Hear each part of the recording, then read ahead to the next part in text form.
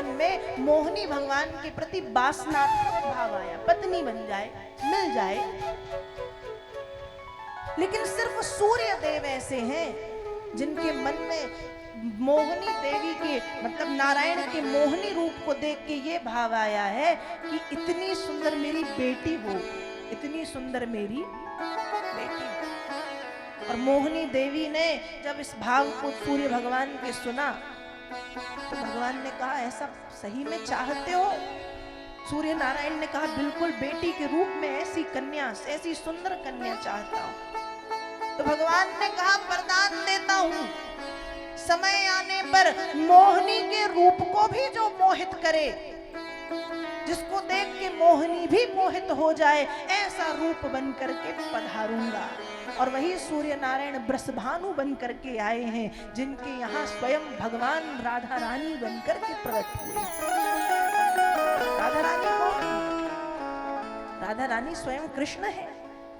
वरदान दिया है सूर्य नारायण को कि मोहिनी के रूप को देख के विश्व मोहित है, लेकिन मोहिनी भी जिस रूप को देख के मोहित हो जाए, ऐसी किशोरी बन करके पधारूंगा। और राधा रानी बन के पधारी। सूर्य नारायण को भगवान ने वरदान तो दे दिया। अब जब वरदान दिया, अब वरदान दे के भगवान भूल गए। सूर्य नारायण तपस्या कर रहे हैं कि बेटी बन के आएंगे, बेटी बन के आएंगे। अब भगवान भूल गए तो सूर्य नारायण ने ब्रह्मा जी की तपस्या की। ब्रह्मा जी प्रकट हुए। ब्रह्मा जी कहते मुझे क्यों बुलाया? कहा इसलिए बुलाया आप भगवान के नजदीकी हो, याद दिलाओ उनको कि वरदान दिया था मुझे और तपस्या कर रहा हूं मैं, कब आएंगे? ब्रह्मा जी ने कहा चिंता मत करो, यदि वरदान दिया है तो आएंगे। सूर्य नारायण ने कहा कैसे मानूं? कहा मैं यहीं मैं बरसाना पर्वत के रूप में बैठता हूं, ऋषि पर्वत पे वो आएंगे। और कहते हैं कि जो बरसाना पर्वत है ना, वो बरसाना पर्वत कोई और नहीं, वो स्वयं ब्रह्मा जी पर्वत बन करके बैठे हैं बरसाने के रूप में, जिससे भगवान पधारे। तो सूर्य नारायण ने कहा, ब्रह्मा जी ने याद दिलाया। अब भगवान ने कहा कि हाँ वरदान तो दे दिया है। अब भगवान कहें कि 4 मम्मी पापा तो वैसे ही मेरे हो गए हैं, 4 माता पिता, एक देवकी वसुदेव और एक नंद यशोदा। अब 4 को मैनेज करना है। अब 2 और यदि बढ़ा लूं मैं तो 6 को कैसे हैंडल करूंगा? ये तो मुश्किल काम है। तब भगवान ने कहा क्या किया जाए? घूमते घूमते बैकुंठ की बात है ये भगवान की, घूमते घूमते भगवान की दृष्टि पड़ी शीशे पर।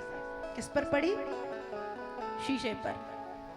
और जब शीशे में अपने आप को भगवान ने देखा है, जब शीशे में अपने आप को देखा तो भगवान कहे मैं हूं तो बहुत सुंदर, मैं हूं तो बहुत सुंदर।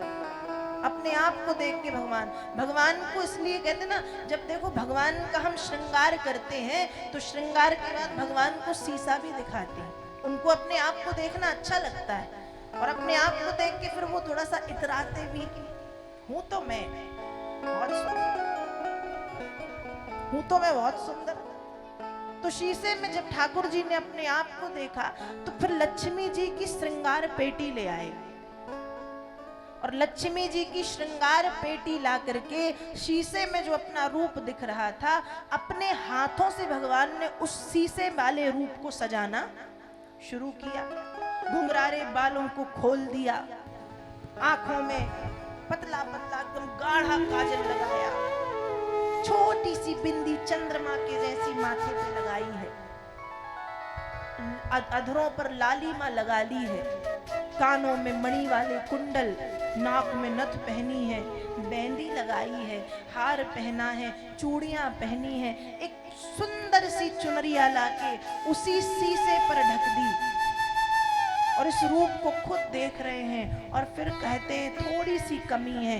कमी क्या है? कमी ये कि इसके रंग को थोड़ा सा गोरा कर दिया जाए, रंग को थोड़ा सा गोरा कर दिया जाए।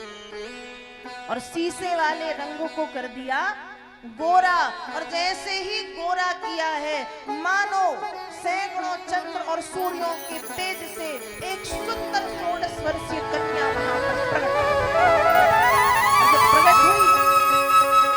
तो भगवान ने कि भगवान की आंखें बंद हो गई। और फिर भगवान ने धीरे से आंख खोल के देखा तो कौन प्रकट हो गई? श्री किशोरी राधा रानी वहां पर प्रकट थी, साक्षात किशोरी। और भगवान भी मोहित हो गए, अर्थात मोहिनी भी जिसके रूप को देख करके मोहित हो, ऐसी किशोरी श्री राधा रानी को स्वयं श्री कृष्ण ने प्रकट किया। और फिर वो पधारी है, कहा कि सूर्य नारायण को वचन दिया है तो ये वृषभानु बन के आए हैं और उनके यहाँ श्री जी के रूप में, लाली के रूप में पधारी हैं।